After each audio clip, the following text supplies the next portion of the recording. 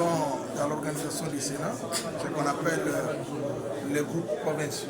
Nous avons effectivement également les groupes politiques. Et là, vous avez ces groupes politiques qui se traduisent à travers ce qui vient de se passer aujourd'hui au Sénat. Donc nous avons plus ou moins 13 groupes parlementaires et chaque groupe est nommé, constitué de personnes qui ont des proximités politiques et c'est l'expression finalement de l'exercice démocratique. Nous avons voulu d'un parlement bicaméral, donc nous avons non seulement l'Assemblée nationale, mais nous avons le Sénat qui travaille conformément à la loi.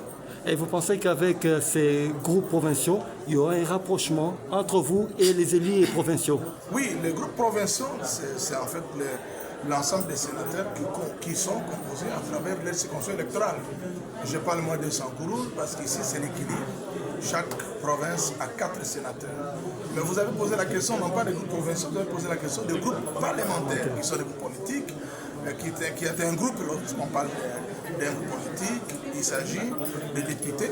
Ce qui nous concerne, nous, l'IDPS, nous sommes un groupe politique qui, finalement, constitué de députés élus de l'IDPS.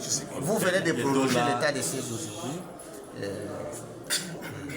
Qu'est-ce que vous pouvez dire par rapport à Oui, mais ça, c'est une prolongation constitutionnelle.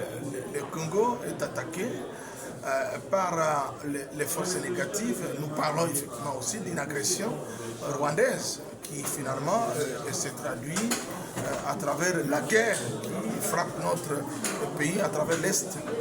Nos provinces de l'Est sont meurtries à travers une agression injuste. Vous avez les Rwandais qui attaquent notre pays avec ces marionnettes d'M23. Et donc là, c'est une partie du territoire qui ne peut pas effectivement exercer toute prérogative de l'État. Nous sommes envahis et là, le chef de l'État avait décidé de prendre la décision peut-être la plus extrême de mettre cette partie du territoire sous l'état de siège. Aujourd'hui, les conditions qui ont justifié la mise de cette partie du territoire dans ces statuts juridiques, bien entendu, organisés par la Constitution, n'ont pas encore changé, tout persiste et donc il faut prolonger cet état de siège. Merci.